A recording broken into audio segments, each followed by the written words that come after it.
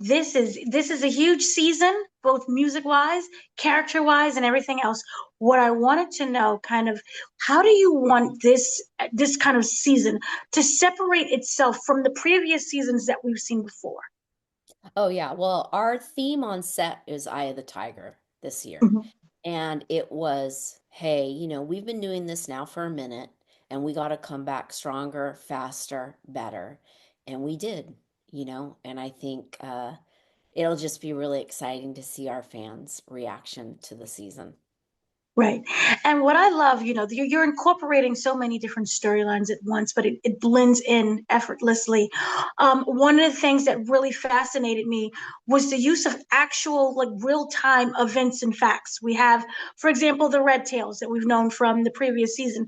This one is kind of the incorporation of where the wife is trying to, sorry, Lucille is trying to get welfare, but she's unable to because Charles is still living in the house. That's Yes. based on an actual reality and the rules at that time. Can you talk about the research process of even the minute details and how it's interwoven and impacted by the characters? Yeah, no, absolutely. I mean, authenticity is really important to us. And when it's a period piece, getting to do that research and figure out interesting ways to tell the story and what are the obstacles. So with Charles and Lucille, so our theme on set was Eye of the Tiger, but our theme within the writer's room as storytellers was the enemy within. And what did Lucille want? She wanted her welfare and she wanted him out of the house. And now he is her enemy within because she needs to get him out of the house. So you'll see this enemy within theme percolating through all, touching upon all our storylines, all our characters. It also touches upon religion as well. We know Mhm. that Lucille and her church, that's always been the main goal for her, but also with the brothers. When we have it, there's a scene of voodoo, and he's like, nope, I'm Christian. I don't believe in that. Can you talk about incorporating that side of religion and how it separates the two brothers? Yeah, so the Mexico storyline is based off true events. So we ran with it. We thought it was such a interesting, just interesting story that we haven't seen before. Um, and that the boys were raised in a Christian home. Family religion were so important to them. And, you know, it created great conflict. Completely agree with that. Also, kind of talking about the conflict, I wanted to talk about kind of writing about the two different ideologies of the brothers and how that finally leads to an impasse, you could say. What was it like, kind of more defining each character individually, as opposed to when we first met them when they were together and kind of thought the same? Yeah, it's been really fun and interesting also just to see both actors grow, um, and just become the young men that they are. And there's a natural thing, right? They started when they were teenagers and now they're on the rise and they've been very successful and power changes people. And their wants are different now too, you know? T likes being in Detroit. He likes being there. Meech likes being in Atlanta. He likes being with that family. Um, so they both have these things that they want. They both have their own prophecies, and they're both going to go about getting it any way they can, even if that means cutting each other out. Right. One of the things also that I loved about this, obviously, we have the music part, which has Yeah. always been the theme since day zero. Yeah. Working up to that, where do you find the beats, not in just this season, but the overall seasons that we've seen of which point we're going to get to in their lives and how the music is incorporated? Yeah, I know that even when we did like the Jack the Rapper season 3, I know Pops, the real Pops, loved listening to Marvin Gaye. And I remember that moment when that song cleared from the estate. And then for the time period for season 4, it's just been so interesting. We knew what that time period was going to be, and we wanted to have those iconic moments, as you saw, with the Source Awards. Um, and because so many artists hung out with Big Meech for their own street cred, too. A lot of these artists were rapping about the streets, but weren't necessarily in them.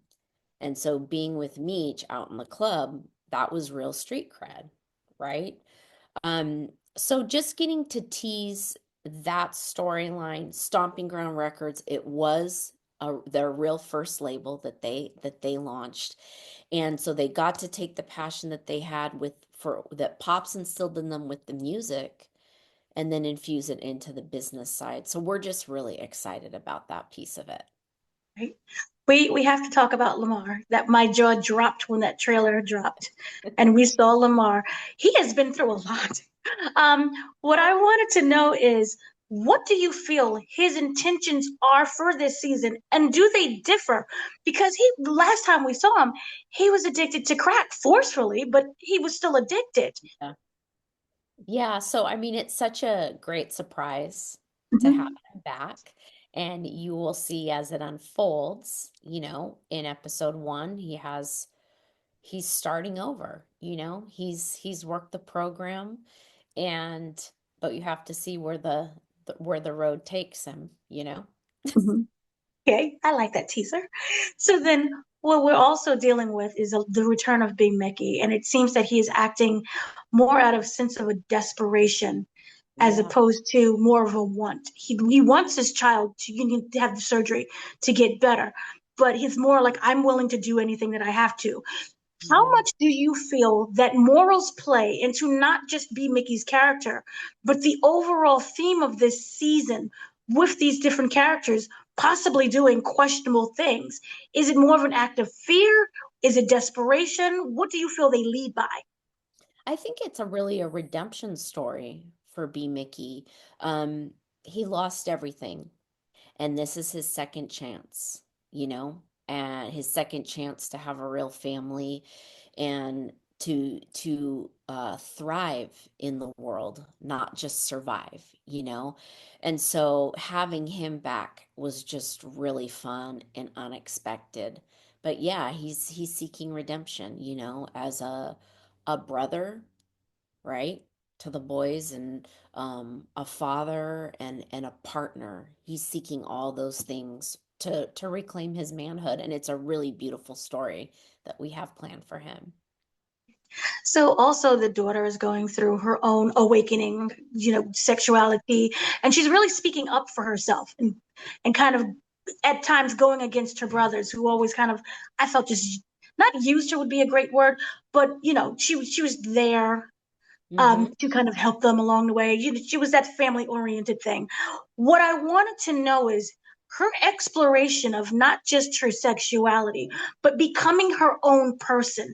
How do you feel that it dictates not just where she is, but Lucille, who's also very close to her? Yeah, Nichole is a character that's under a lot of pressure. She's in quotes, the last hope, right? The brothers went in the drug game. Nichole is the last hope and symbol for Charles and Lucille that maybe they did do something right as parents. And so you have her achieve this milestone. And of course, what is the hero's goal, right? To go to college and do all those things. But as storytellers, it's our job to rip the rug out and put some really terrible obstacles in the way. And will the hero overcome? We'll have to stay tuned and find out. How much do you feel that the character's happiness kind of dictates the writers? Oh gosh, I mean, there have been so many scenes that I've written that I've cried over, and this family has been through so much. They've Mhm. been through so much in real life. And so we also want to show joy too Right. on our show, and the family component is so important. And what I love about Pops, about Charles' journey, you really see him in his element and having some joy and hope, you know? Right. So, and then we get such a kick out of it. We have the best time. We have so much fun when we're pitching and when we're writing, and then when we get to sit in a cast read through and be on Zoom and hear our cast react to things and people laugh. It's just it's a lot of fun, and we know because our audience is so invested that they will share in the joy and that they will share in the heartbreak, um, and or create some awesome memes too. Right. So I was also wondering, finding the balance between fictionalized story and real events. How Mhm. does that process work in this season?